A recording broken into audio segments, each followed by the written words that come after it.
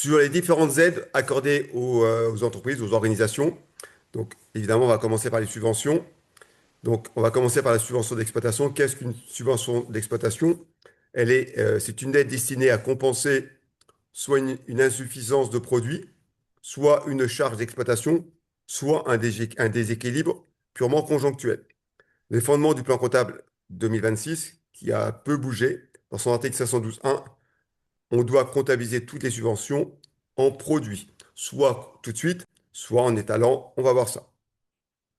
Comptabilisation d'une subvention d'exploitation.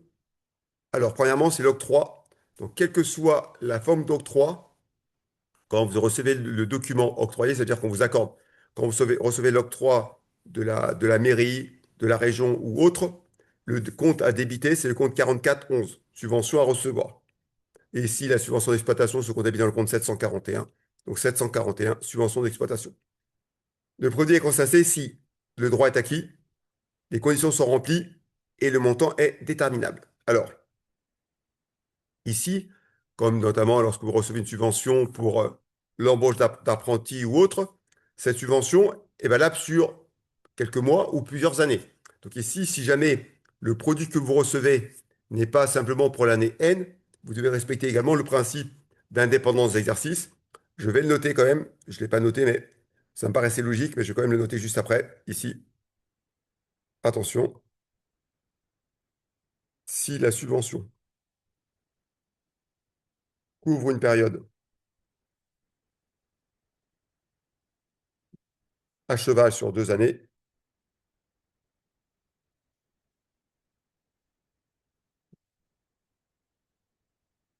sur plus d'un exercice, on va être encore plus précis, sur plus d'un exercice,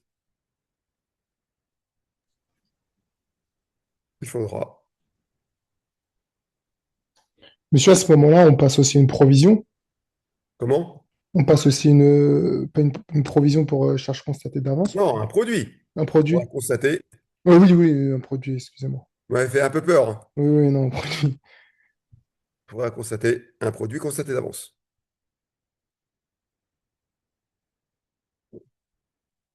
Constaté d'avance. Évidemment, je n'ai pas besoin de vous le dire, c'est le principe d'indépendance d'exercice. Je répète parce que je sais que vous m'avez posé la question plus d'une fois, est-ce que les articles sont à connaître? Dans l'absolu, non. Mais je vous les mets pourquoi? Entre la copie qui aura 12, 13, 14, 15 et la copie qui aura, parce que la personne a loupé partiellement quelques questions, et la même personne qui a loupé quelques questions et qui cite un ou deux articles, on mettra des points en plus. Le but est de comprendre le général, hein, c'est pas, on commence à apprendre les articles une fois qu'on a maîtrisé l'ensemble du contexte. Je vous rappelle, hein. Une fois qu'on reçoit la subvention, donc qui nous est versée par l'organisme qui nous a accordé cette subvention, 512 banques, en contrepartie du compte 4411 subvention à recevoir. C'est très très rare, je n'ai jamais vu ce cas, où on reçoit une subvention avant qu'on nous l'ait accordée. C'est pareil dans tout ce cas, c'est 512 à 741 directement, mais j'ai jamais vu ceci. Normalement, il y a la phase d'accord, éventuellement des éléments contractuels pour pouvoir l'avoir, donc à faire quelques obligations pour l'avoir. Et après, on passe à la partie suivante. Bonjour Fanny, bonsoir Fanny, bonsoir Jules. J'ai vu JL comme Jules. Bonsoir. Alors, l'analyse fiscale 2026, imposable immédiatement l'IS, donc dès que la subvention nous est accordée par la région ou par autre, on constate tout de suite, enfin, c'est imposable l'année même de l'octroi de la subvention, même si elle n'est pas reçue dès qu'elle est octroyée, et pas d'étalement possible. On ne peut pas constater un compte, vous savez, quote-part de la subvention virée au compte de résultat pour une subvention d'exploitation. Par contre, si elle est à cheval sur plusieurs exercices, on peut tenir compte d'un produit constaté d'avance. Est-ce qu'il y a de la TVA uniquement si une subvention, hop, hop, hop, je vais un peu vite là. Uniquement si c'est une subvention qui complète un prix, donc c'est pour que vous puissiez arriver à acquérir quelque chose, et en lien direct avec la prestation. Dans le cas contraire, jamais, jamais de TVA. J'ai répété l'écriture comptable avec de la TVA, s'il y aurait de la TVA. Je n'ai jamais vu de cas d'une subvention d'équilibre, qu'on appelle une subvention d'exploitation avec de la TVA. mais ça pourrait arriver ce cas. Subvention d'équilibre, ça nous intéresse un peu plus. Alors, la subvention d'équilibre est là pour compenser une perte réalisée par l'entreprise. Donc, c'est le but est d'arriver à un résultat qui sera proche de zéro. Au débit, pareil, 444,11 quand on nous accorde la subvention, donc l'octroi de la subvention, à 742, subvention d'équilibre. Le compte 400, le compte 44,1 suffit amplement. On n'a pas besoin de subdiviser les autres comptes. Comme j'ai déjà vu des sujets avec des corrections où, pour la subvention d'équilibre, comme la subvention d'exploitation, ils accordaient un compte 74 sans subdivision dans le compte 741 ou 742, mais il est préférable, je vous garantis, de mettre 741 ou 742 et être précis sur l'origine de la subvention. Ça prouve que vous avez compris l'objet de la subvention. Alors, l'encaissement, c'est identique à l'autre, 512 à 44,11, on ne va pas le refaire.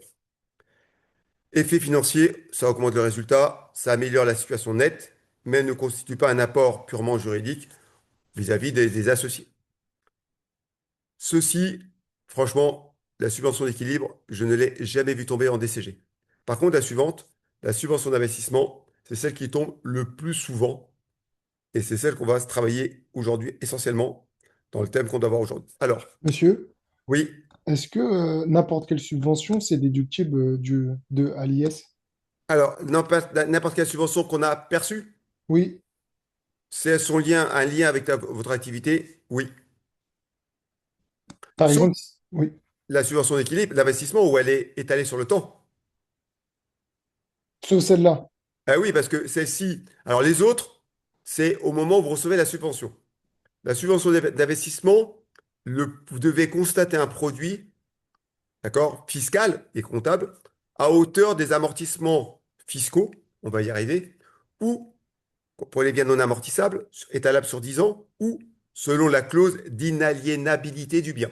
Donc on va voir ça. Dans ce temps, uniquement pour cela, fiscalement, c'est imposable, eu égard à l'avantage économique que vous en tirez, avantage économique purement fiscal, parce qu'on peut avoir une divergence entre la comptabilité et la fiscalité. Donc, eu Mhm. égard à l'amortissement fiscal qu'on peut le faire pour les biens amortissables et pour les biens non amortissables, c'est au prorata, c'est sur 10 ans ou selon la clause d'inaliénabilité. Pour finir, si vous constatez un produit la première année, vous le mettre dans le compte 131, ce qui est autorisé d'un point de vue plan comptable général, l'ANC l'autorise également. Dans ce cas-là, on serait obligé de faire un produit constaté d'avance tous les ans pour affecter le produit proportionnellement au montant de l'avantage économique que vous en tirez.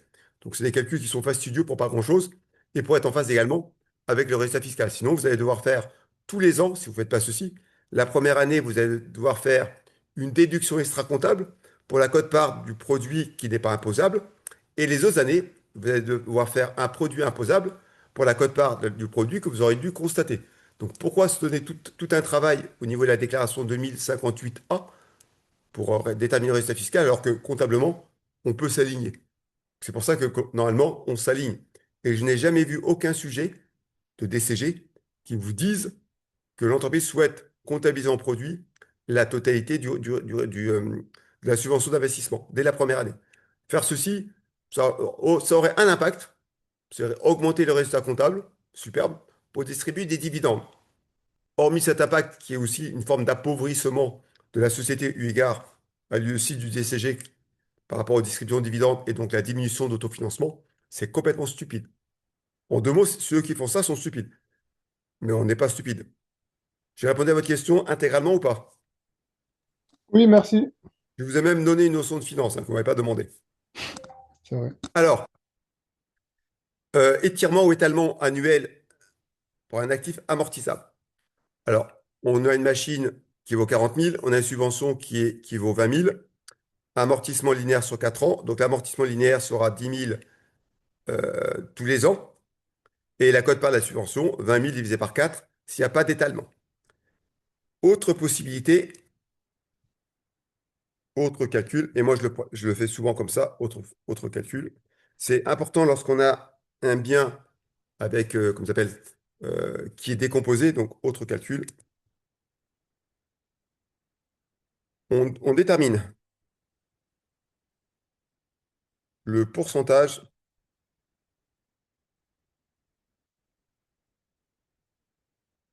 de la subvention par rapport à l'investissement. Et et on calcule ensuite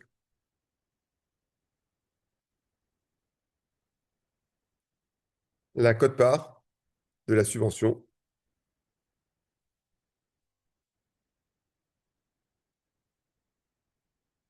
en faisant amortissement multiplié par le pourcentage, entre parenthèses, que représente la subvention.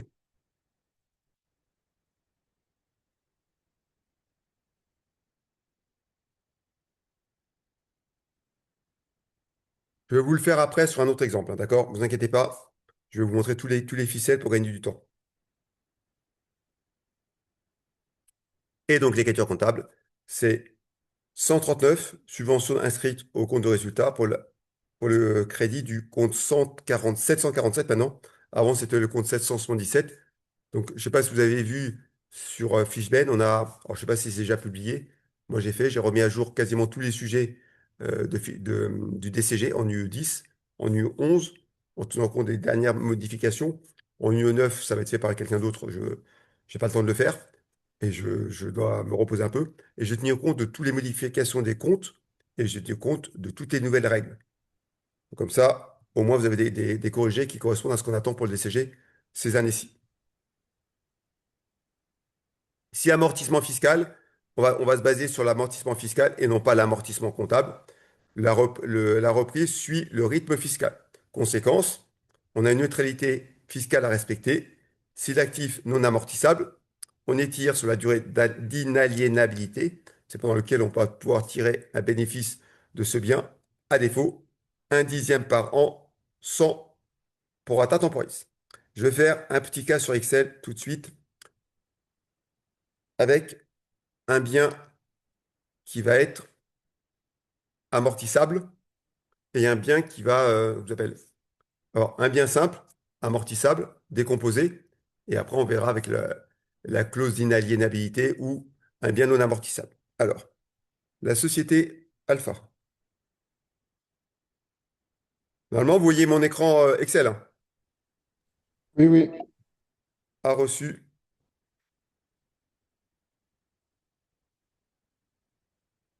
une, une lettre de la région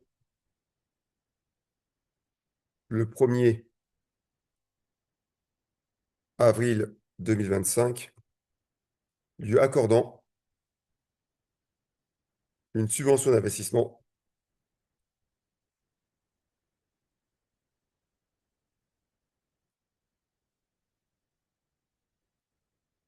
de Je vais mettre un chiffre en une cellule pour que ce soit plus simple, de 100 000 euros.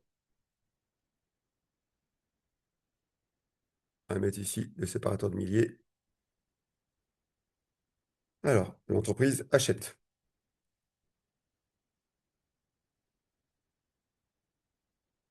un matériel,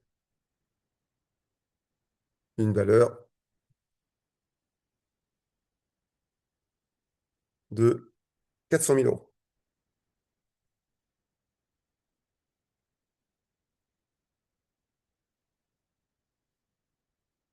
Hop, on va séparer la petite orthographe ici du accordant.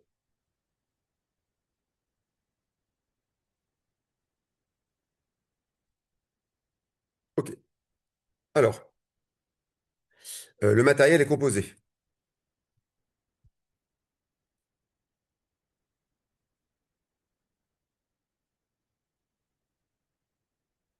Alors, d'une tour de valeur 150 000 euros, amortissable sur 5 ans,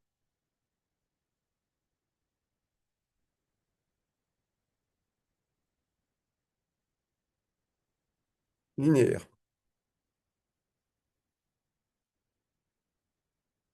Comptablement, fiscalement, pardon, fiscalement,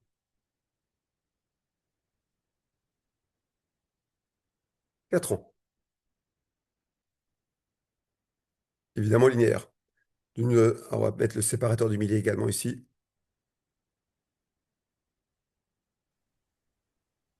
D'un moteur. Faudra déduire un tiers.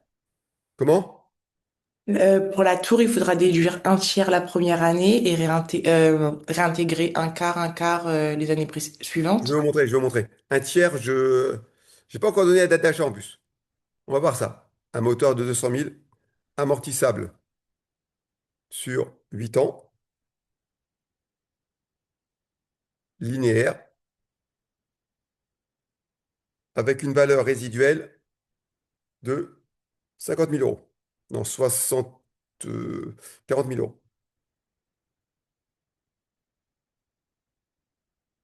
Alors, pour finir, une structure qui vaut 50 000 euros, donc ça fait bien 400 000, amortissable sur 10 ans, linéaire. Date d'achat, le 1er juillet, et avantage économique, 1er juillet. La région nous verse la subvention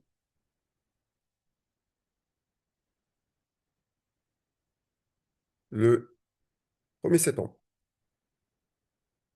L'entreprise souhaite étaler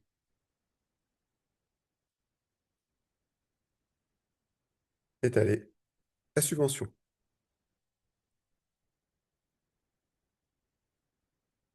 On y va sur les écritures comptables pour tout le monde.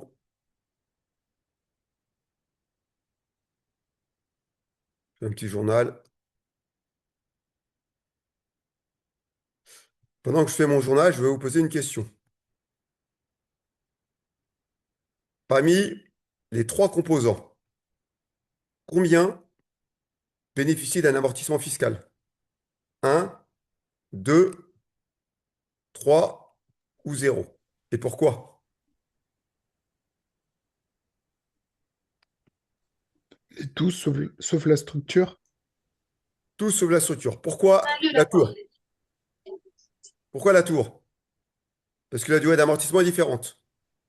Pourquoi le moteur? Parce qu'il y a une Elle- valeur résiduelle. Bravo, il y a une valeur résiduelle. Vous avez tout compris. Première chose que je fais pour moi, c'est quel est le pourcentage de la subvention par rapport à mon IMO. Donc le rapport, c'est 100 000 divisé par 400 000,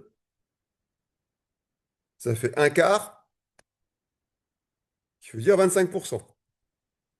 Donc 25% de mon amortissement fiscal, donc comptable plus le dérogatoire, si je prends 25% de ceci, ce sera la quote-part de la subvention qui sera virée tous les ans. Si vous regardez certains ouvrages, ils font un calcul scientifique pour trouver la quote-part que représente la durée moyenne fiscale entre 4 ans pour 150 000 euros, 8 ans pour 200 000 euros et 10 ans pour 50 000. Donc il faut un pourcentage de calcul qui font 4 fois 150, plus 8 fois 200 000, plus 10 fois 50 000, divisé par l'ensemble de l'investissement. Ils ont une durée moyenne. Mais c'est super long. Alors qu'il y a plus simple à faire. Il y a beaucoup plus simple à faire. C'est ça que je vais vous apprendre. Alors, on y va, écriture ordre par ordre. Au 1er avril, on a l'octroi de la subvention faite par la région. Donc, 440, 441, État, subvention à percevoir.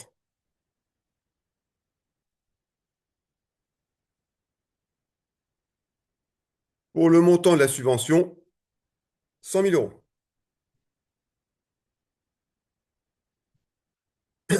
Comme on étale, 31, subvention d'investissement,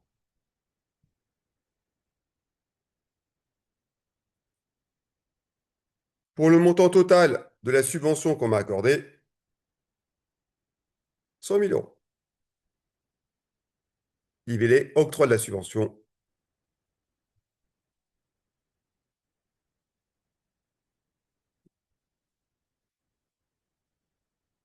Date suivante, quand j'achète. J'achète le bien le 1er juillet. 1/7/2025. Ici, je ne vais pas m'occuper de paiement ou pas. Je vais laisser 404 IMO, ça ne m'intéresse pas. Donc j'aurai le compte 2154, un ou une lettre T, comme vous voulez, alphanumérique ou pas. 2154 M et 2154 S. La TVA qui va dessus, 44 562 et le fournisseur d'IMO, 404. Donc ici, c'est la tour. On va faire très simple, on va recopier les mots. Tour, moteur, structure, TVA déductible et fournisseur.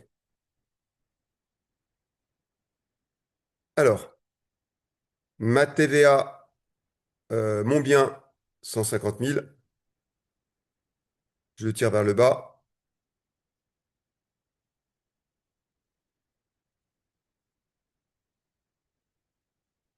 Après, je calcule ma TVA sur l'ensemble de ce que j'ai.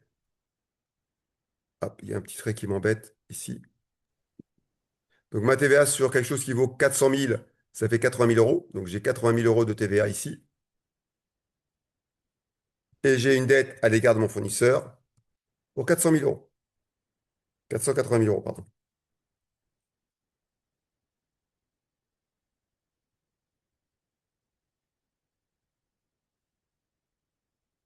Fournisseur d'IMO, facture numéro un tel. J'ai la région qui me verse l'argent le, le 1er septembre. Donc je vais percevoir les fonds de la région. Donc je comptabilise les fonds au 1er septembre. 01/09/2025. Au débit, le compte 512. Au crédit, le compte 441. Ici, banque.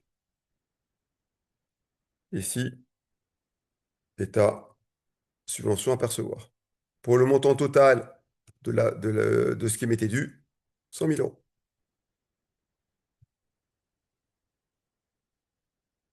Ici, je marque virement de la subvention.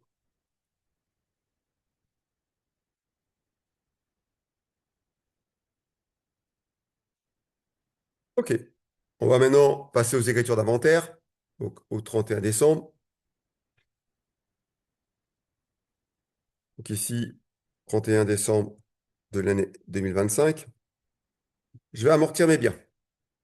Donc 681, 1, 28 154 T, 28 154 M, 28 154 S, DAP, amortissement de la tour, amortissement du moteur et amortissement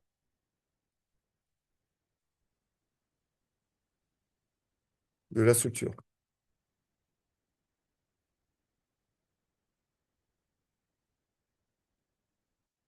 Alors, je commence pour le premier. Le premier, il n'y a rien de particulier, c'est 150 000 que je divise par 5, ce qui est amortissable sur 5 ans. Le bien a été mis en service, tiré un avantage économique au mois de juillet, donc j'ai 6 mois, 6 mois sur l'année. Si j'ai divisé par 5 et fois 6 douzièmes, c'est comme divisé par 10, ça fait 15 000. Le deuxième, je l'ai acheté 200 000. Il y a une valeur résiduelle de 40 000. 200 000 moins 40 000, ça fait 160 000.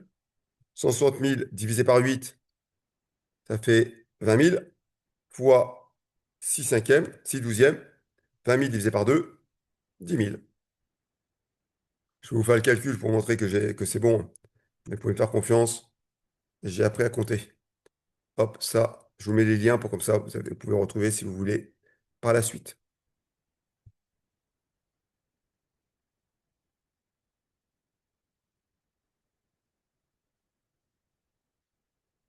Voilà, j'ai refait le calcul sur 10 000. Vous pouvez me faire confiance pour l'autre, il n'y a pas de souci. Concernant la structure, il n'y a aucun souci. C'est 50 000 divisé par 10, 5 000 fois 6 douzièmes, donc divisé par 2, 2500. Le total, 15 000 plus 10 000 plus 2500, ça fait un total de 27 500.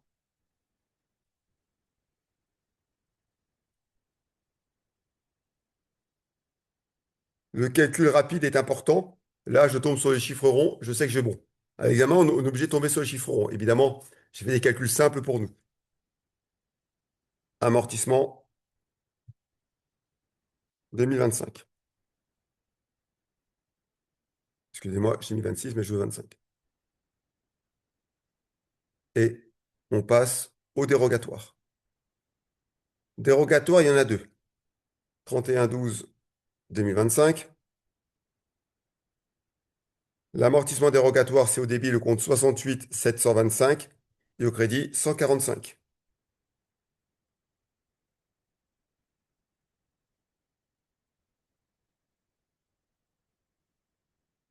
Alors, je vais vous le faire vite. Si jamais vous voulez plus de détails, on peut le faire. Concernant, premièrement, le moteur, comment ça s'appelle? Fiscalement, les valeurs résiduelles ne sont pas admises. C'est-à-dire qu'on doit amortir sur la valeur de début, donc 200 000. La différence entre amortir comptablement et fiscalement vient de la valeur résiduelle. Donc moi, je vais suramortir ma valeur résiduelle d'un point de vue fiscal. Je vais faire 40 000 divisé par la durée d'amortissement 8.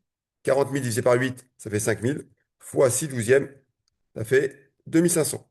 Je marque la valeur à côté, 2500. Je vous laisserai faire le calcul si vous voulez, mais ça fait 2500. Concernant le deuxième bien, donc concernant celui qui valait 150 000, amortissement fiscal.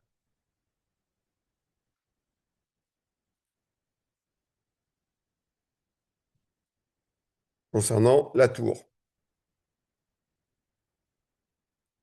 c'est 150 000 divisé par 5, divisé par 4, pardon, fois 6 douzièmes.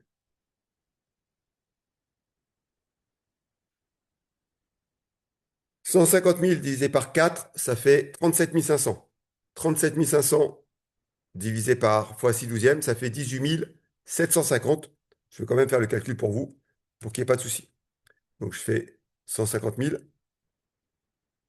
divisé par 4 fois 6 douzièmes. 18 750, comme je vous l'avais dit. Au total, j'ai 2500 plus 18 750. J'ai donc 21 250 d'amortissement fiscal. Est-ce que ça vous convient ou vous voulez que je fasse le tableau? Ah non, je dis n'importe quoi ici. Il faut que je compare ces 18 750 au comptable, soit dérogatoire. Je vais trop vite. Pour la tour, 15 000. oui, il faut faire Donc mes on a, 18 750 donc on a bien 3750 à amortir en... moins mes 15 000. J'étais un peu vite, j'ai oublié cette étape. Dans ma tête, je l'avais fait, mais je ne l'ai pas noté. Ce qui fait 3750. Je vais lier les cellules entre elles comme ça si vous voulez regarder. Total amortissement dérogatoire. Total dérogatoire. C'est donc mes 2500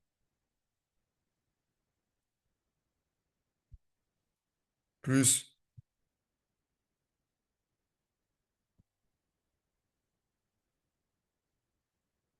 le montant de 3750, qui fait 6250.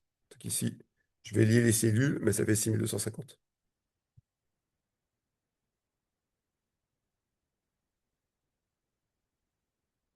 Et ici, je marque amortissement dérogatoire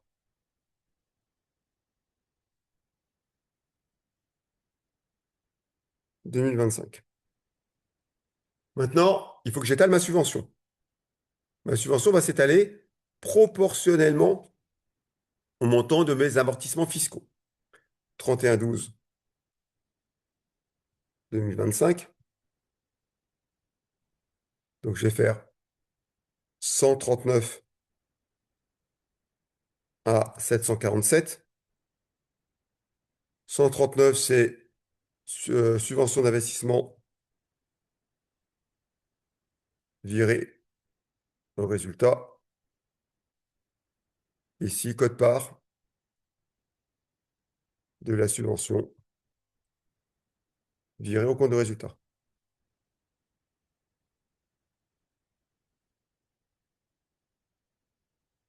On va faire comment? On va prendre l'ensemble de ce que j'ai fait. Donc, je vais prendre 27 500 plus mes 6 250 que j'ai multiplié par 25%. 27 500 plus 6 250, ça fait 33 750. 33 750, ça fait, attendez, je vais faire ça. 34, 34, 34, 34, 34, 17, 17, 850, 850, 850, 850 moins 8500 moins 62,50. 8437,50, je dirais. Ouais, Moi, je dirais 8437,50. c'est ça. Je fais le petit calcul à côté quand même. Un jour, on passera du temps pour vous montrer comment on calcule vite.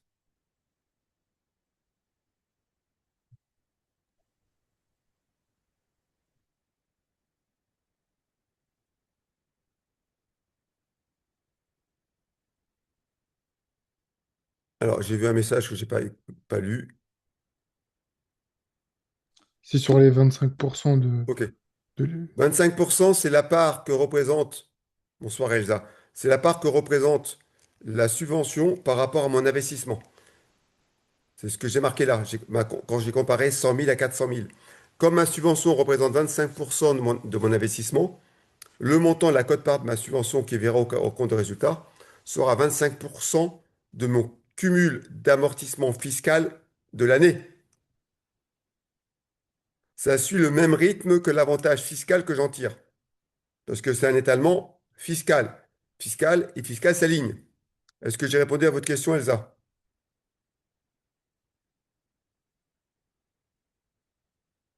Ok, pas de souci, Elsa. J'ai une question. Pourquoi vous preniez 2500 plus 3750? Pourquoi je prends? Ok, 2500 et parce que il y a 3750. j'ai dans deux éléments de mon composant où il y a une divergence entre la comptabilité et la fiscalité. J'ai les divergences, je remonte mon énoncé. J'ai une divergence concernant la tour où la durée d'amortissement n'est pas la même. Donc c'est une divergence fiscale. D'un côté, comptablement, c'est 5 ans. Fiscalement, c'est 4 ans. Je dois aligner donc la fiscalité, la comptabilité à la fiscalité. Donc j'ai un amortissement qui est dérogatoire. Ça, c'est le premier cas où je déroge à mon principe. Deuxième cas où je déroge à mon principe, c'est que fiscalement, la valeur résiduelle s'amortit. Comptablement, non. On dit par principe que l'administration fiscale ne reconnaît pas la valeur résiduelle. Comme il ne la reconnaît pas, il ne nous permet pas de la déduire sur la base d'amortissement. Donc c'est la raison pour laquelle il y a encore une deuxième divergence. Moi, fiscalement, ma tour vaut 150 000, est amortissable sur 4 ans. Fiscalement, mon moteur a une base d'amortissement de 200 000 sur 8 ans. Ces divergences me fait faire deux calculs d'amortissement dérogatoires supplémentaires, ce qui donnait lieu aux 2500 pour les 40 000 euros d'amortissement comment ça s'appelle, de ma valeur résiduelle et 3 750 de divergence de durée concernant mon moteur. Est-ce que j'ai répondu à votre question ou pas? Euh, Oui, du coup, les 40 000, c'est directement l'amortissement dérogatoire que vous avez fait parce que là, je vois les amortissement 40 000, fiscal. c'est l'amortissement de ma valeur résiduelle qui constitue un dérogatoire directement. J'aurais pu faire D'accord, l'amortissement sur 200 000 d'un côté, l'amortissement de 160 000 de l'autre, qui est sur la même durée, le même rythme et le même prorata. Donc, ça veut dire que la différence se fait uniquement sur la différence entre 200 000 et 160 000. À l'examen, que vous mettiez 40 000, comme j'ai fait moi, divisé par 8 fois 6 douzièmes, pour l'amortissement dérogatoire de l'année, c'est autorisé à l'examen. C'est-à-dire qu'on sait que la divergence vient sur la valeur résiduelle. d'accord, monsieur. D'accord? Oui. Donc ici, code pas. Est-ce qu'il faut le préciser ou pas quand même? Moi, je conseille de préciser. Ok. OK. Voilà ce qu'il fallait faire en 2025. Maintenant, on va aller un peu plus loin. On va dire que le bien est cédé. Le bien est cédé. On va essayer de pas qu'il soit totalement amorti et cédé le 31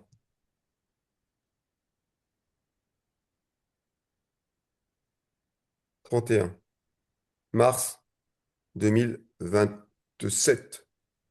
Alors, que dois-je faire si mon bien est cédé le 31 mars 2027? Comme toute cession, je dois faire un amortissement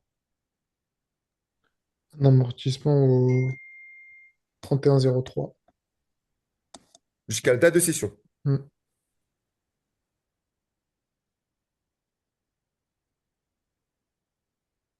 Et un amortissement qui est purement comptable que le comptable. Parce que fiscalement, même si on fait un amortissement, on va devoir reprendre pour annuler le compte 740, le compte, 7 le compte 100, 145. Donc ça n'apporte rien. Puis, on doit sortir de l'actif mon bien.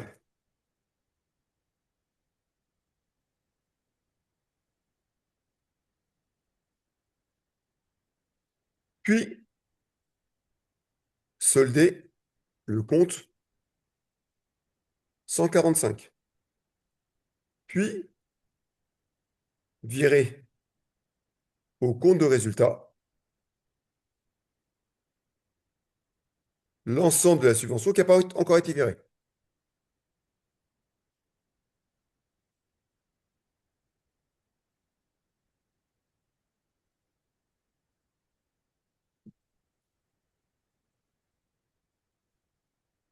Puis, solder les comptes 131 et 139. Puis, enregistrer ou comptabiliser la vente du bien. Si je le mets en amont ici, c'est que vous vous rappelez qu'il y a plusieurs étapes et que ces étapes, il faut les faire dans un certain ordre. On y va pour l'amortissement. Alors, je pense que vous avez compris que j'essaie d'être rapide. Si je fais un amortissement de 3 mois en 2027, si j'amortis 3 mois en 2027, vous allez m'accorder assez rapidement que c'est la moitié de 6 mois. Donc moi, si je prends l'amortissement en 2025, si je divise par 2, j'ai l'amortissement de 2027, parce que 2027, 2025, c'est 6 mois. 2027, c'est du 1er janvier au 31 mars 2027, j'ai 3 mois. 3 mois, c'est la moitié de 6.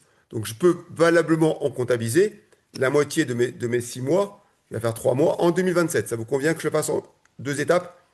Oui. Est-ce que vous avez besoin que je l'écrive? Euh, oui, Oui, s'il monsieur, vous vous pouvez écrire. plaît. Ok, je marque ici comme l'amortissement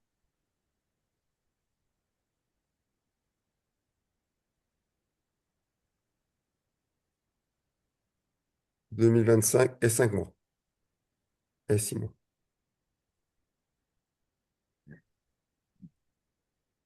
Et je vais un peu écarter pour qu'on ait un peu plus de place. Et 6 mois. Comme En 2027, on a besoin de 3 mois.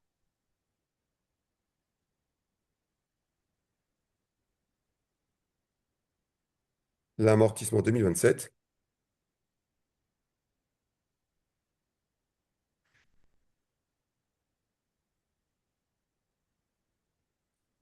Et donc, un demi de 2023. Donc combien? De 2025, excusez-moi. Et donc, je vais recopier cette écriture comptable qui est là, et je vais simplement changer les montants et les libellés. Et le libellé, évidemment. Mais en 2026, on a toute l'année. Oui, mais on va y aller après quand on va tout solder. Oui. Évidemment, en 2026, j'ai tiré un avantage économique de toute l'année, donc je l'ai amorti toute l'année, oui. Donc ici, je vais faire 15 000 divisé par 2. Je sais que ça fait 7 500, d'accord? J'ai appris à compter. Après, ça fait 5 000. Après, ça fait 1 250. OK. Donc ici, total, 13 750. Amortissement 2027. J'ai répondu à ma première écriture comptable qui était de constater les amortissements.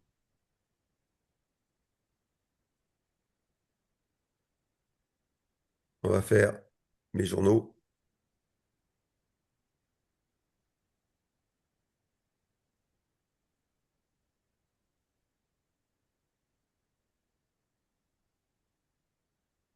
On va faire les journaux à droite, à gauche, comme ça. Hop. Je vais aller un peu loin, comme ça je reviens plus dessus.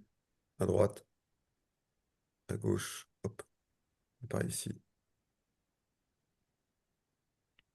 OK. Cette fois-ci à droite. Prochaine écriture au 31 mars.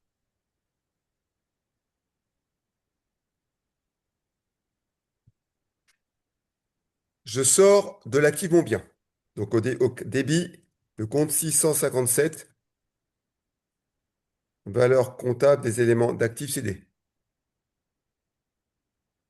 Le compte 28 154 T, 28 154 S, non M, et 28 154 S. Je vais solder mes biens.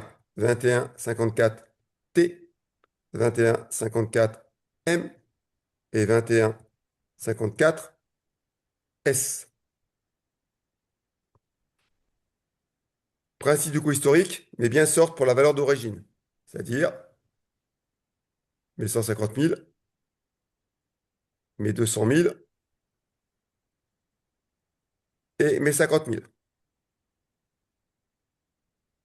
Maintenant, quels sont le montant de mes amortissements? Le calcul est très rapide. Je vais vous montrer ça très rapidement, j'en fais pour un. Je vais faire pour celui-ci. Je vais le mettre là. L'amortissement de la première année, c'est 15 000. D'accord? 15 000, c'était pour 6 mois. Donc j'ai besoin, si je multiplie par 1, j'ai 6 mois. Si je multiplie par 2, puis j'en rajoute 2, j'ai une année entière. Si je rajoute un demi, j'ai ma dernière année. Je vous le fais rapidement et après je vous le fais autrement fait. D'accord? Si je fais 15 000, c'est pour 6 mois. C'est 2025. Si pour 2026, je fais 15 000 fois 2, au lieu d'avoir 6 mois, j'aurai 12 mois. Et si pour finir, je fais 15 000 divisé par 2, j'aurai donc pour 3 mois. Donc 15 000 fois 2, 30 000.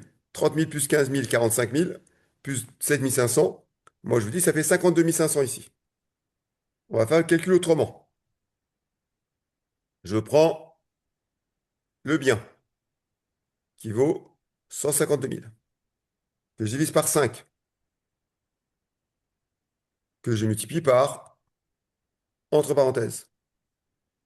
La première année, c'est 6 douzièmes. 6 divisé par 12. L'année suivante, c'est une année entière, pour 2026. Et pour terminer, j'ai 3 douzièmes d'année. Êtes-vous d'accord avec le prorata temporis que je vous affiche? Oui. Ça fait 52 500, comme je vous l'avais dit. Après, ce sont des grandeurs proportionnelles. Regardez, j'avais 15 000. 10 000, c'est un tiers de moins. Si je fais 52 000 et je retire un tiers de 52 000, un tiers de 52 000, c'est 17 500. Si je retire 17 500 à 52 000, ça fait 35 000. Vous verrez, je vais trouver 35 000. Je refais le calcul. Égal. Il faut comprendre comme les chiffres s'articulent, hein. 200 000 moins 40 000,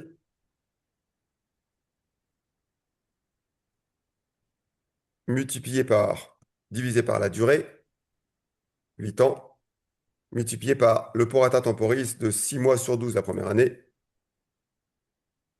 plus une année entière, l'année 2026, plus 3 douzièmes, la dernière année. Et ça fait 35 000, comme je vous l'avais dit. Le dernier, le dernier, c'est 4 fois moins que 35 000. Si j'ai 4 fois moins que 35 000, ça doit faire 8 750. Je vais vous faire le calcul. Égal. Un jour, je vais essayer de vous apprendre comment on calcule vite, avec un peu de temps. Si vous voulez un soir, en dehors des cours qu'on doit faire, parce que dans les cours, il faut quand même qu'on fasse ce qui est prévu. Mais je peux vous montrer comment on peut calculer très vite. Ouais, ça serait bien. C'est rapide. Enfin, il y a des méthodes rapides à voir. 6 douzièmes, plus un plus 3 douzièmes. Voilà mes 8 750 que j'avais annoncé. Maintenant, la valeur résiduelle. Ah, je fais la différence de tout. Je vais le faire rapidement. Je vais le faire sur Excel. Mais bon, ça prend quelques instants à faire. Ceci plus ceci plus ceci moins l'ensemble de mon bien était amorti. Ceci plus cela plus cela. Ok, je ferme la parenthèse. Voilà. Mon bien vaut, quand je le vends, 303 750. On y va sur... Donc ici, c'est sortie d'actif de mon bien.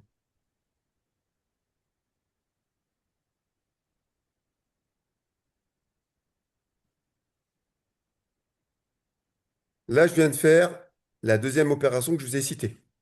D'accord? Je vais sceller le compte 145. Le compte 145, il est de combien? Le compte 145, c'est facile à trouver. Parce que 21-3-2027. Le compte 145, dans ce qui apparaissait ici, il apparaissait pour 6 250 pour 6 mois de l'année 2025. Mais en 2026, c'est une année entière. Donc c'est le double. Donc c'est 6 250 plus le double de 6 250. Parce que Mhm. 6 250, c'est lié simplement à 6 mois d'une année. Et ici, on n'a pas de divergence liée à un autre mode d'amortissement dégressif. C'est simplement lié à la durée et aux bases. Donc moi, si pour 6 mois, j'ai une divergence de 6 250, sur un an et demi, j'ai 6 250 plus la moitié de 6 250, qui est 12 500. Donc j'ai une divergence au total de 18 750. Donc ici, 145. Le compte 145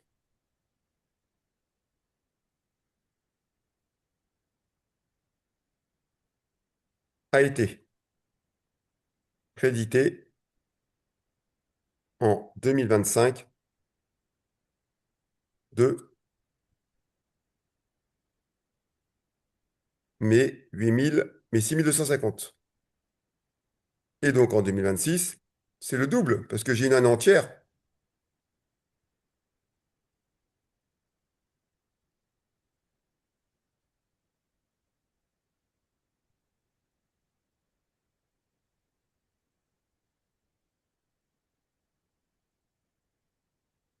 Ici, le double de 2025, car une période de 12 mois contre 6 mois en 2025. Si vous avez un doute, je vous fais le tableau, hein. Est-ce que vous me faites confiance? Vous voulez que je fasse un tableau?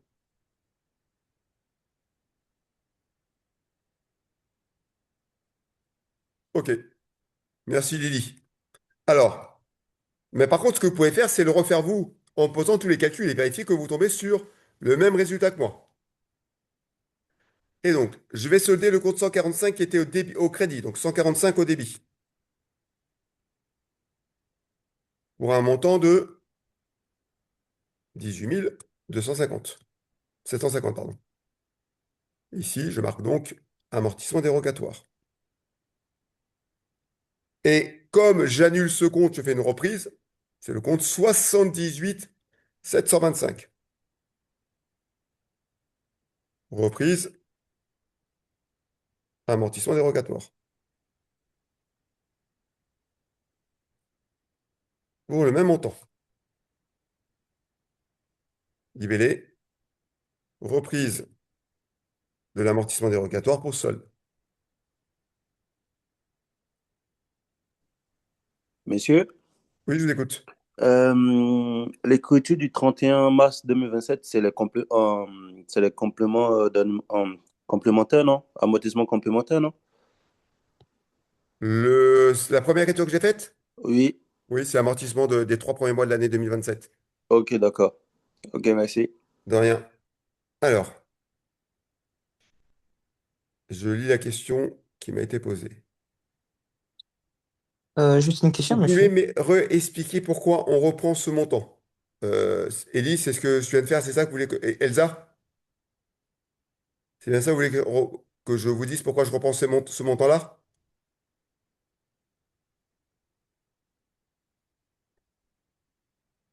Moi, je vais quand même répondre en attendant que vous écriviez Elsa. Je pense que c'est ça. Elsa, j'ai acheté un matériel qui est composé de trois parties, trois composants, qui va donner lieu à un amortissement comptable, qui va donner lieu à une subvention qu'on va étaler et qui donne lieu à un amortissement dérogatoire. Comme mon bien est cédé, tout ce qui gravite autour doit disparaître. Je vais vous donner un exemple. On va sortir de la comptabilité, vous allez comprendre ça autrement. Vous êtes propriétaire d'une maison, vous habitez dans une maison, vous donnez fin au bail, ou vous vendez votre maison. Vous devez déménager. Si vous devez déménager, tout ce qui est à vous à l'intérieur doit partir. Les amortissements, c'est vos meubles. Les amortissements fiscaux, c'est votre vaisselle. Et tout ce qui est avec. C'est-à-dire, moi j'ai un contrat d'EDF, je l'annule. J'ai un contrat d'eau, je l'annule. J'annule tout. Je n'existe plus. Ce bien n'existe plus pour moi. Donc tout ce qui était lié à ma maison doit disparaître. Tout ce qui est lié à cette immobilisation doit disparaître. Tout ce qui est lié à l'ensemble que j'ai. Et donc, dans l'ensemble, j'ai quoi? J'avais ici ma subvention qui était là. Pardon, mon amortissement dérogatoire. J'avais ici ma subvention et j'avais ici mes amortissements. Donc ces trois types d'opérations, en plus de faire sortir mon bien de l'actif, doivent complètement disparaître. La seule chose qui n'est pas obligatoire, c'est de faire un amortissement dérogatoire en plus l'année de sortie parce qu'on va le contrepasser. Donc on va compter un 68 en plus et un 78 qui va augmenter. Donc conséquence, ça n'a aucun impact à part alourdir les calculs et générer une charge exceptionnelle en plus et un produit exceptionnel en plus, ça ne déséquilibre strictement rien, aucun résultat. Donc c'est pour ça qu'on ne le fait pas. Il y avait une question entre-temps? Oui, je pense que vous avez répondu, mais c'était vraiment pour savoir pourquoi on ne Oui, fait pas Elsa. l'amortissement dérogatoire jusqu'au 31 mars 2027. Alors l'amortissement, on ne le fait pas en 2027. L'année de sortie d'un bien de l'actif, toutes les règles fiscales, on ne les fait pas. C'est-à-dire que je ne fais pas d'amortissement fiscal, comme je ne fais pas l'étalement de ma quote-part de ma subvention virée au compte de résultat. Ce sont des règles fiscales.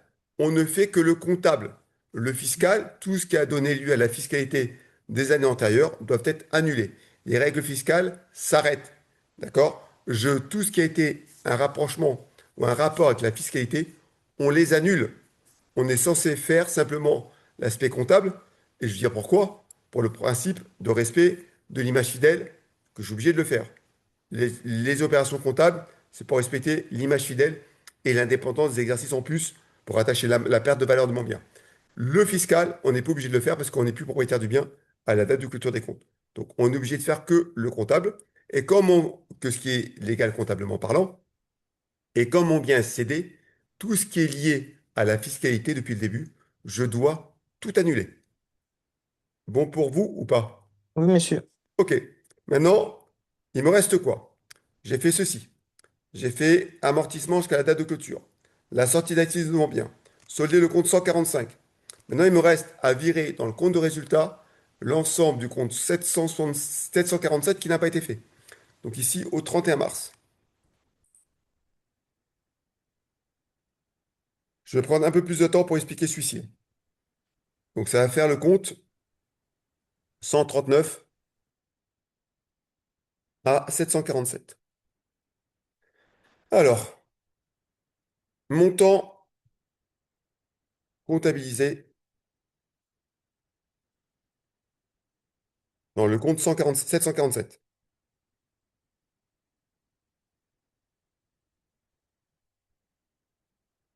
en 2025. En 2025, j'avais comptabilisé dans le compte 747, on va reprendre ma valeur, 8 437,50 euros. Ils sont d'accord? Oui, 25% de mes amortissements. C'était pour 6 mois. En 2026, j'ai une année entière. multiplie par 2. Tout à fait. C'est bon, vous avez compris comment on va vite en comptabilité. Au moins, mémoriser ces rapidités, c'est très important. Quand je vois le temps que passent certaines personnes à faire des calculs ou à comprendre une logique, moi j'essaie de vous faire gagner du temps pour ce qui est un peu complexe, passer du temps et avoir le maximum de points. Je multiplie par 2, je vais mettre entre parenthèses car 12 mois et non 6 mois comme en 2025. 8437 fois 2, ça fait 16 875. Mais je vais faire la multiplication comme ça. Vous avez l'ensemble. Montant total. Total viré au compte de résultat. Total viré au compte de résultat. 2026 au 31/12/2026.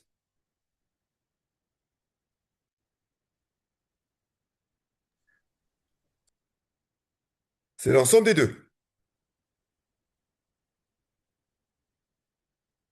Donc 25 352,50. 312. Erreur de ma part de calcul. Mais je Monsieur, réfléchis un peu plus. Sur un montant total, sur un montant de subvention reçu de 100 000 euros. monsieur, Oui. en 2026, les 27 000, ils ont changé. C'est plus, vu que c'est l'année complète. Si vous avez pris 6 mois,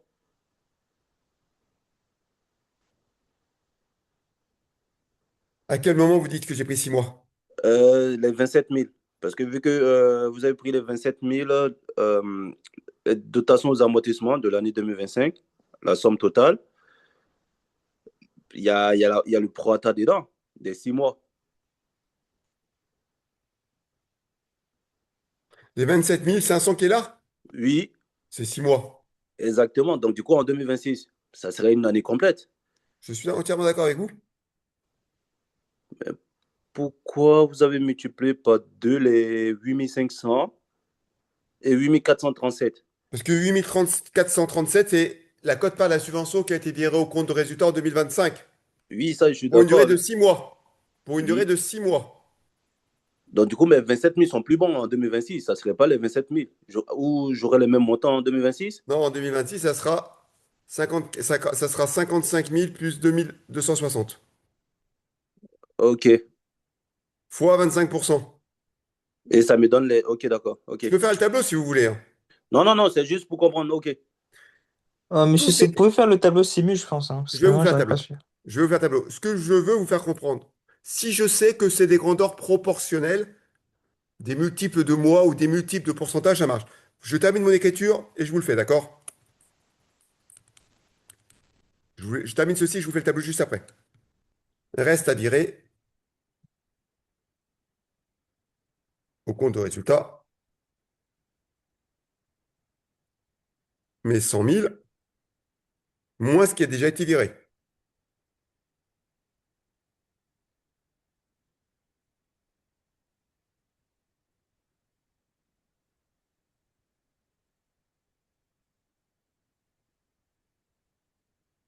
Je termine mes écritures, d'accord? Et après, je vous le fais. Accordez-moi 2 secondes, je ne perds pas le fil conducteur. Voilà ce que je vais faire ici. Pour 74 000. C'est ce qui reste encore à virer. Ma subvention est terminée, mon bien, je ne l'ai plus. Je dois constater la totalité du produit parce que je ne vais plus tirer un avantage économique. Donc ici, subvention, code-part de la subvention pour solde. Code-part de la subvention pour solde. Est-ce que dans ce cas-là, on doit reverser la subvention? Non. Ok. Alors, on va voir cette petite notion de cours après. J'avais longuement hésité de la mettre. Parce que normalement, en DCG, on ne voit pas les clauses résolutoires et autres concernant la partie sur les subventions. Pour une entreprise, on voit simplement ceci sur les associations. D'accord? Pour une entreprise, il y a rarement de clauses résolutoires. Et si on veut vous interroger dessus, on le met sur les associations auxquelles on est obligé de reverser si on n'a pas atteint l'objectif qu'on devait faire. Mais elle existe dans les deux domaines, hein. Je vais simplement passer une dernière écriture comptable et après je réponds à votre question de faire un seul tableau. 31 mars 2027, parce qu'il faut que je suive encore un point. J'ai viré la totalité de ma subvention au compte de résultat. Donc je vais solder le compte 131 et 139. Donc je vais mettre le compte 131 au débit pour le solder. Et je mets le compte 139 au crédit pour le solder. Pour le montant total de la subvention que j'ai perçue, 100 000 euros. Parce que les deux doivent être soldés. Ici, je marque pour solde des comptes de subvention. Dans tous les cas, on doit le solder de façon ce compte-là. Tout à Ah, fait. Soit à la fin du plan d'amortissement, soit parce qu'il sort avant. Alors, je vais faire vos tableaux ici. Normalement, ça doit rentrer ici. OK. On va mettre ici, on va mettre ici, on va mettre comment? On va faire comment pour essayer d'être clair. OK. On va mettre ici les années. 2025, 2026, année. Euh, Si. Si, je vais faire comme ça. Amortissement. Je vais faire comme ça. Amortissement de la tour. Amortissement. Ne vous inquiétez pas, je vais changer les mots après. Ici, amortissement du moteur. Amortissement de la structure.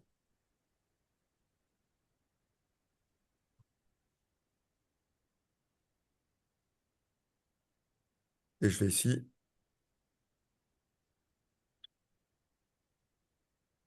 amortissement comptable.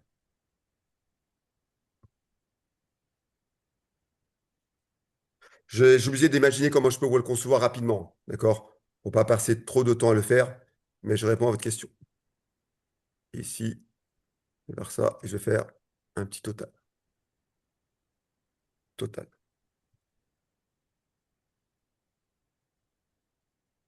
Je vais mettre même 2027 pour que le total passe pour autre chose. 2027. Total. Comme ça, vous voyez que je n'ai pas fait d'erreur depuis le début. Hop, je sais que vous me faites confiance, mais hop, on va le faire correctement. Alors, pour comment ça s'appelle? Pour la tour, première année, 150 000 divisé par 5 fois 4 douzièmes, fois 3 douzièmes, fois 6 douzièmes, excusez-moi. L'année suivante, une année entière,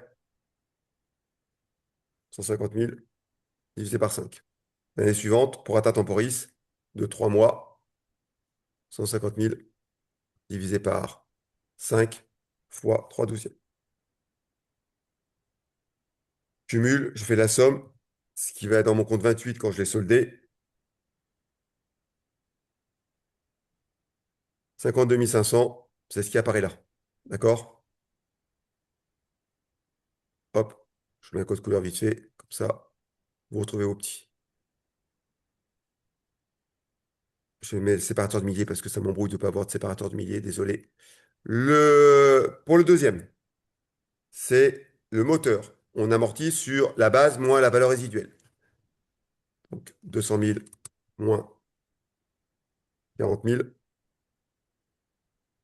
divisé par 8 fois 6 douzièmes.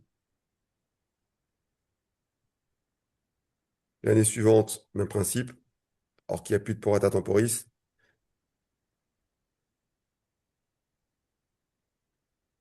C'est 200 000 moins 40 000, le tout divisé par 8. Et pour la dernière année, on va faire un prorata temporis égal, entre parenthèses, 200 000 moins 40 000, fermez la parenthèse, divisé par 8 fois 3 douzièmes. 5 000, c'est ce qui apparaît au-dessus.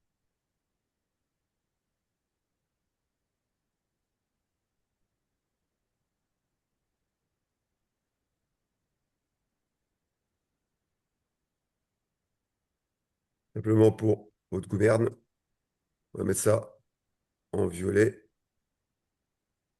Et c'est ce qui va apparaître dans ces lignes-ci.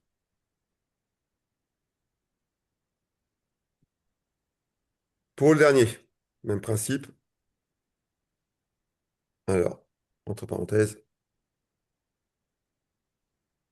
50 000, pas besoin de parenthèse, indiqué, 50 000 divisé par 10 fois 6 douzièmes. L'année suivante, c'est 100 prorata, 50 000 divisé par 10. Je vais louper quelque chose, égale 50 000 divisé par 10. Et pour la dernière année, il y a mon prorata temporis égale 50 000 divisé par 10 fois 3 douzièmes. Donc, je reconstitue mes valeurs et là, on termine ça. On va tirer, hop, je vais le mettre en marron et c'est le marron qui est là. Marron qui est là et le vert, c'est 35 000 qui est là. On va mettre un vert plus foncé, ça, on ne va pas se tromper. On va mettre un vert comme ça, qui n'est pas très beau. Hop. D'accord? Je vous ai expliqué toutes mes valeurs. Ça vous va pour ça? Oui, OK. Ici, je mets amortissement fiscal.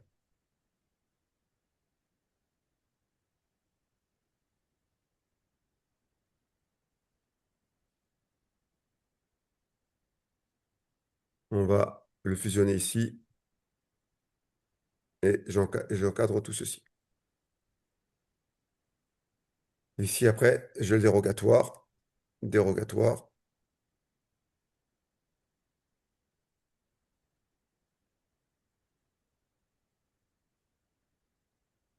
Je vais fusionner ces deux cellules et après, j'encadre.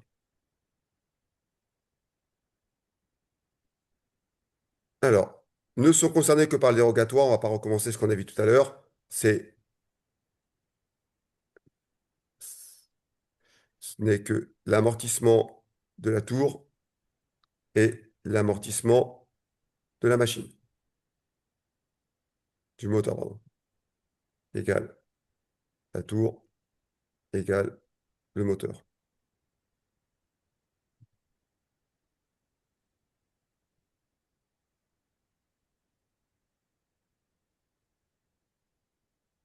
OK. Ici, fiscalement, pour le premier, c'est la divergence de durée. Donc, on y va. 150 000 divisé par 4 fois 6 douzièmes pour la première année.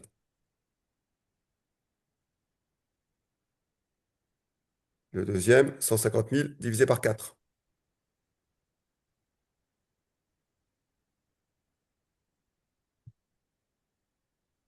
Et pour le dernier,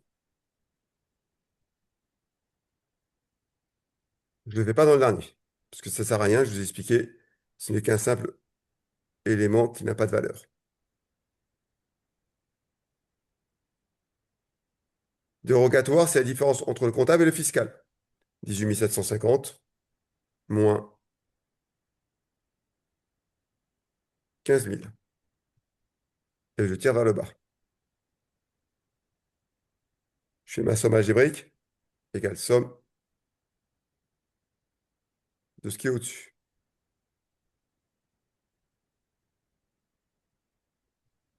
Pour le moteur, je vais faire le calcul avec les 200 000, comme ça, je ne le fais pas avec les 40 000.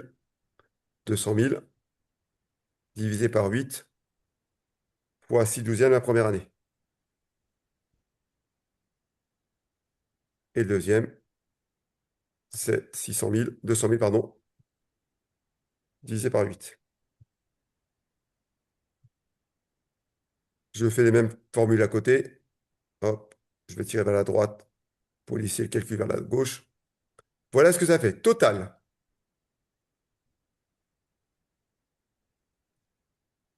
de mon dérogatoire. Hop, on va aller un peu plus loin. On va fusionner ici. Hop.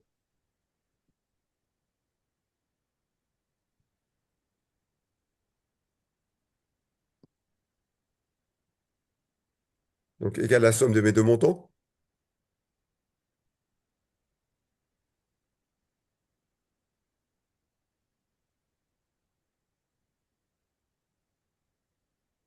Vous constatez que j'ai bien 6250 ici, comme mes 6250 qui sont ici.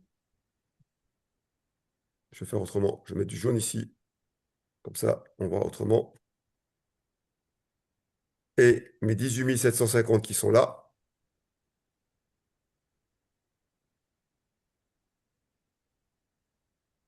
En rouge, c'est mes 18 750 que j'avais déjà calculé avant.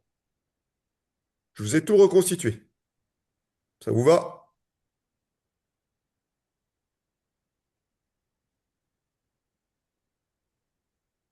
Oui, Après, si vous voulez, euh, comment je pourrais faire un truc en plus ici? Je vais insérer une colonne. Insertion. On va mettre amortissement ici.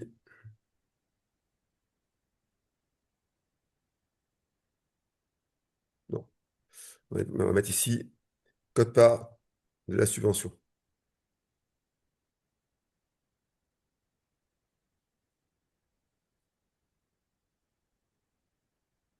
Ici, 25%, je mets de mes amortissements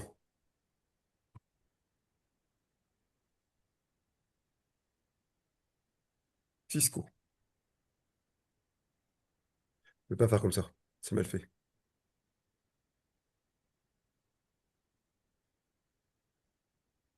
Ok, je vais mettre là, à la fin. Comme ça, j'ai mon dérogatoire, j'ai tout. Ici, quote-part de la subvention.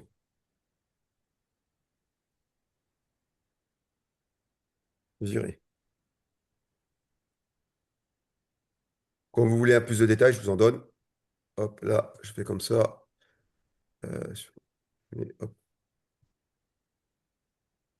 hop, on fait comme ça.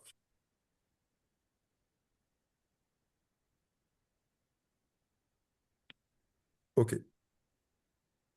Je vais prendre donc 25% de mon ensemble de mon amortissement, égal, entre parenthèses, le premier amortissement, plus le deuxième, plus le troisième, plus le dérogatoire, ceci fois 25%. Parce que ma subvention représente 25%. et je tire vers le bas. Ici, j'en fais la somme.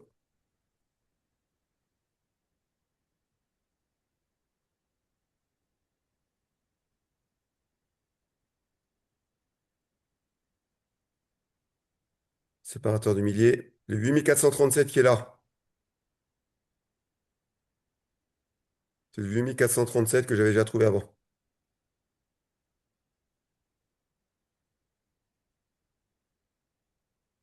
Le 25312 qui est là. C'est encore le 8437 qui est là. Le 16000 qui est là. C'est le 16000 la deuxième année que j'ai trouvé. La totalité que j'avais mis. C'est la totalité que j'ai de l'autre côté.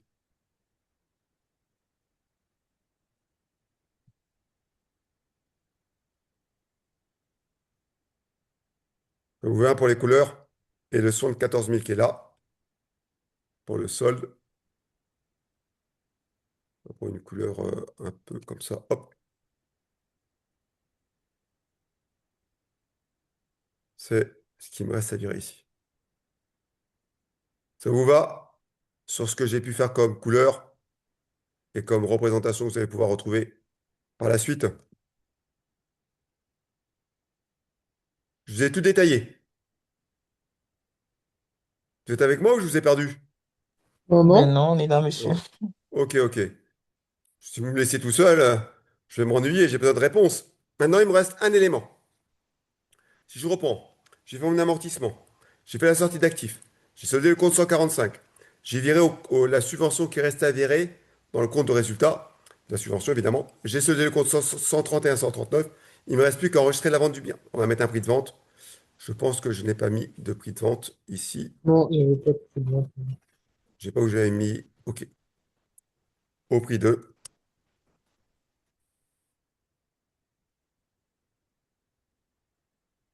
320 000 euros. Donc on y va pour cette sortie d'actifs. À la même date, 31/03/2027.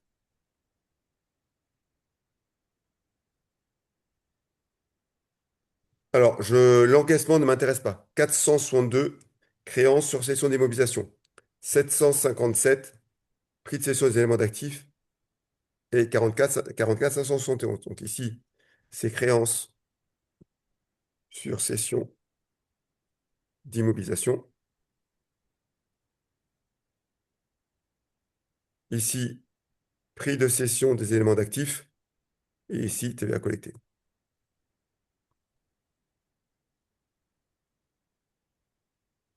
Je l'ai cédé pour un prix de 320 000 euros si ma mémoire est bonne. Ce que j'ai mis vite fait au hasard. Je sais pas où je l'ai mis. 320 000 euros. Donc ici, 320 000 euros.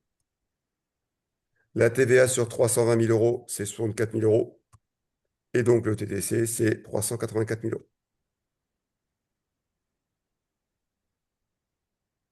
Prix de cession de l'ensemble du matériel. Et voilà sur cette partie-là ce qu'il faut connaître. Avez-vous des questions sur ce cas?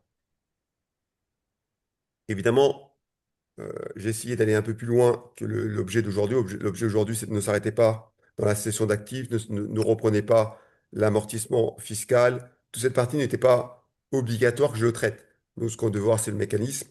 Mais quitte à faire un cas, vaut mieux faire le cas complet. Comme ça, vous voyez le mécanisme complet, comment ça fonctionne. Et je vous ai mis des codes couleurs aussi pour vous en sortir. Est-ce bon pour vous? Oui, monsieur. Mais est-ce qu'on peut avoir le cas de rembourser la subvention? Ça se fait normalement, et c'est un cours que je ferai plus tard, lorsqu'on sera sur les comptabilités atypiques et lorsqu'on sera sur l'association. D'accord. D'accord? C'est tout un cours précis. Je vais en parler dans mon cours, hein. Je vais parler un peu de ceci, mais normalement, c'est un cours qui est lié et développé dans l'association. Cas subvention, investissement. Pour la subvention d'équilibre, ça se fait de pareil pour l'étalement de la subvention. Alors, l'équilibre, on n'étale pas. La seule subvention qu'on doit étaler, c'est l'équipement. Je reprécise un élément, Par contre, équilibre, c'est rattaché à l'exercice et généralement pour constater une perte ou un surcoût de charge. Par contre, si le surcoût de charge est étalé sur plusieurs mois, on peut faire un produit constaté d'avance. D'accord? Et la subvention de- la subvention de mince, Exploitation. la subvention d'exploitation, c'est pareil, si elle touche plusieurs exercices, on va devoir faire un produit constaté d'avance. C'est pas un étalement, c'est le principe d'indépendance des exercices. C'est pas une règle fiscale, c'est une règle comptable. Nous, ici, Mhm. par contre, on est sur des règles fiscales. Faites bien la différence des deux. D'accord? C'est bon ou pas? Mhm. Allez, on revient sur le support de cours d'aujourd'hui. Alors, on a vu la moitié de ce qu'on devait voir. On va voir maintenant ce que vous voulez. Les subventions sous condition. Normalement, ça ne tombe pas pour nous. Condition suspensive. Tant que la condition n'est pas remplie, aucune inscription en produit. C'est-à-dire que tant que vous n'avez pas fait ce qu'on vous dit, par exemple ici, si la région m'octroie une subvention, généralement, il est sous-entendu que je dois envoyer la facture d'achat de mon matériel. Tant que je n'envoie pas la facture d'achat de mon matériel, il ne me paye pas. D'accord? C'est trop facile de dire, je vous accorde une subvention pour investir et que je n'investis pas. Donc il faut envoyer l'obligation d'avoir investi.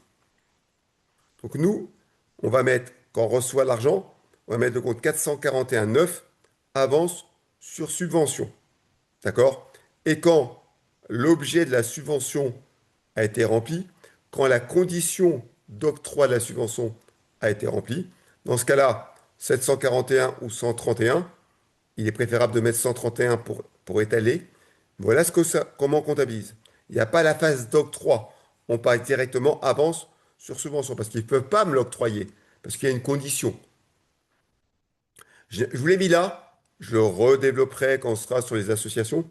Ça n'est jamais tombé en comptabilité approfondie. Même dans les ouvrages, ça apparaît quasiment pas. S'il s'avère, et j'y crois pas, qu'on ait cette particularité cette année pour une société, on vous mettra l'article de loi qui vous dit comment faire. J'en suis sûr et certain. Ça sort de ce qu'on est censé faire. Si condition non réalisée, je me dois de rembourser la subvention parce qu'il y avait une condition suspensive, c'est d'arriver à faire quelque chose.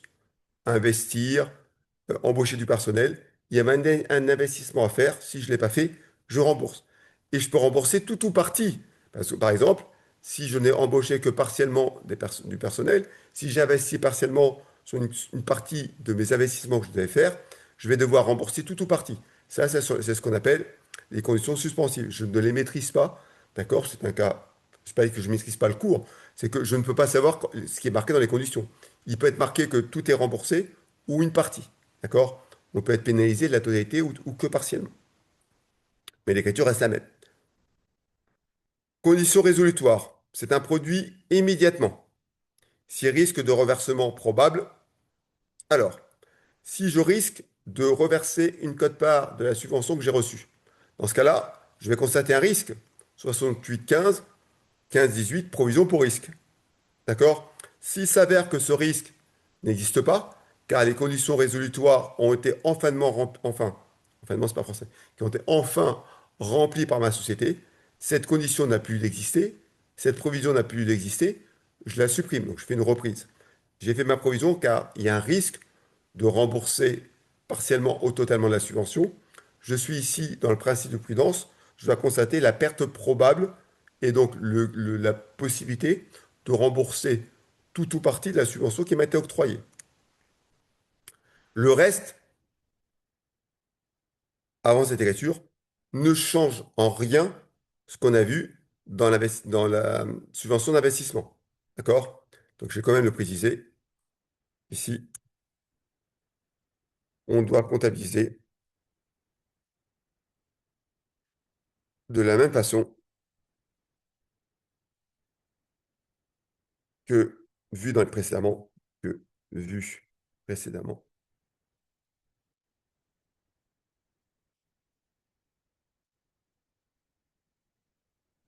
selon, j'ai une faute d'orthographe, je vais la corriger, que l'on soit pour une subvention, que l'on soit sur une subvention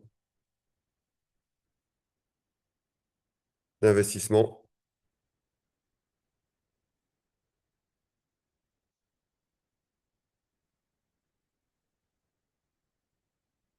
ou une subvention d'exploitation. Je vais mettre équilibre, mais ça se veut un peu moins. Normalement, ça, on est obtenu parce qu'on est dans une situation un peu précaire. Je vais quand même le rajouter, voire équilibre, mais j'y crois pas du tout.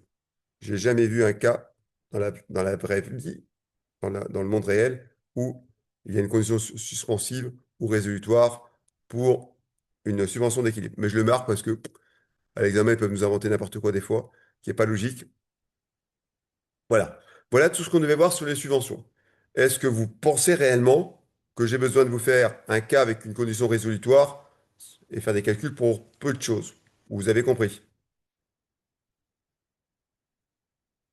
Non, c'est bon. OK.